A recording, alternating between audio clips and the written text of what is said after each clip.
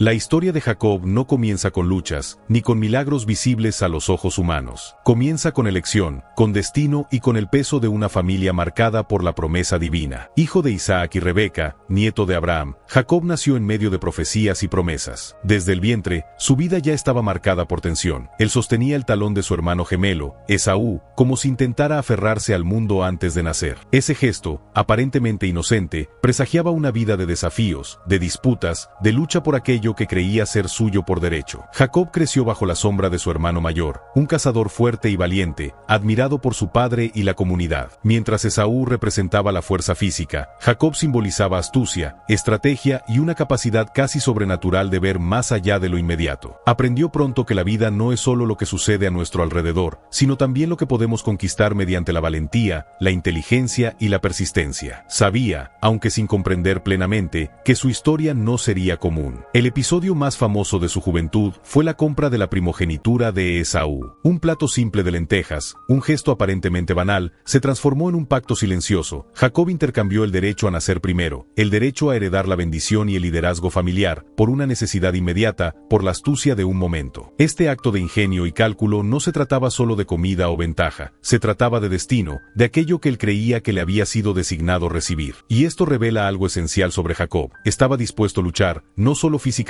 sino con astucia, con mente y corazón, para alcanzar aquello que sentía como su propósito. Pero la vida de Jacob no se resume en engaños o astucia. Está marcada por profundas contradicciones, amor y miedo, fe y duda, coraje e inseguridad. Es un hombre común, con fallas humanas, pero destinado a algo extraordinario. Y es precisamente esta complejidad la que prepara el terreno para la noche que cambiaría su vida para siempre. Porque, incluso frente a profecías y promesas, Jacob todavía cargaba miedo, inseguridad y la sombra del pasado. Y entonces, llegamos a esa noche. Solo, a punto de reencontrarse con Esaú tras años de separación, Jacob estaba vulnerable. Su mente corría entre recuerdos y posibilidades, tratando de prever si su hermano lo perdonaría o si la furia de antaño aún lo consumía. Cruzó el río Jaboc, y cada paso resonaba no solo en las orillas silenciosas, sino dentro de su propia alma. No sabía, en ese momento, que la noche traería algo que desafiaría no solo su cuerpo, sino todo su espíritu. Un encuentro que marcaría su nombre para siempre. Un encuentro que lo haría enfrentar la propia esencia de lo que significa luchar con Dios y con los hombres. La historia de Jacob, hasta entonces, trataba sobre estrategias y decisiones humanas. Pero a partir de esa noche, se volvería sobre misterio, transformación y la revelación de que existen fuerzas en el universo que desafían cualquier lógica o habilidad. Estaba a punto de descubrir que luchar no es solo levantar los brazos contra lo que se ve, sino confrontar lo invisible, enfrentar lo que reside en lo más íntimo del alma y, sobre todo, encarar aquello que nos moldea y transforma. La noche caía pesada sobre la región de Sucot. El cielo estaba cubierto de nubes finas que casi ocultaban la luna, y el viento soplaba con fuerza suficiente para hacer susurrar a las hojas de los árboles secretos antiguos. Jacob caminaba solo, con el corazón acelerado, los pensamientos en remolino. Cada paso que daba hacia el río Jaboc parecía resonar dentro de su propia alma, recordándole cada error, cada engaño, cada mentira que lo había alejado de la paz y acercado al miedo. Habían pasado años desde que huyó de la presencia de su hermano Esaú, huyó de la culpa que sentía por haber robado la primogenitura, por haber engañado a su propio padre. Pero ahora el destino lo obligaba a regresar, a confrontar no solo a Esaú, sino a la propia conciencia que llevaba silenciosa dentro de sí. Cada piedra bajo sus pies parecía pesar toneladas, y en cada sombra proyectada por la luna, Jacob veía reflejos de su propia vida, de sus decisiones y de sus temores. El río Jaboc se extendía ante él, una franja de agua oscura y fría que reflejaba el cielo nocturno. La corriente suave parecía burlarse de su ansiedad, recordándole la inevitabilidad del encuentro que se acercaba. Comenzó a preparar su corazón para Esaú, pero algo extraño surgió en el aire, una sensación de presencia que no podía explicarse. No era humana, no era solo un miedo interno, era algo que lo observaba, silencioso, pero firme, una fuerza que pulsaba en la oscuridad como si la misma noche tuviera conciencia. Fue en ese momento cuando lo imposible ocurrió. Un hombre surgió de la nada, o quizá no era un hombre. Su forma era firme, sólida, pero había algo que no podía definirse. Una luz sutil irradiaba de su ser, casi invisible, pero suficiente para iluminar la orilla del río con un brillo sobrenatural. Jacob sintió tensión recorriendo su cuerpo, cada músculo contrayéndose, cada instinto diciéndole que aquel encuentro no sería común. Estaba a punto de luchar no solo con un visitante, sino con lo desconocido, con lo divino, con aquello que superaba toda lógica humana. Se miraron por un instante instante que pareció durar una eternidad. Ninguna palabra fue pronunciada, pero Jacob sintió, con absoluta claridad, que su vida, tal como la conocía, estaba a punto de cambiar. Y entonces, sin aviso, el primer movimiento, el ángel, o hombre misterioso, agarró a Jacob y comenzó una lucha que no sería solo de fuerza, sino de resistencia, de espíritu,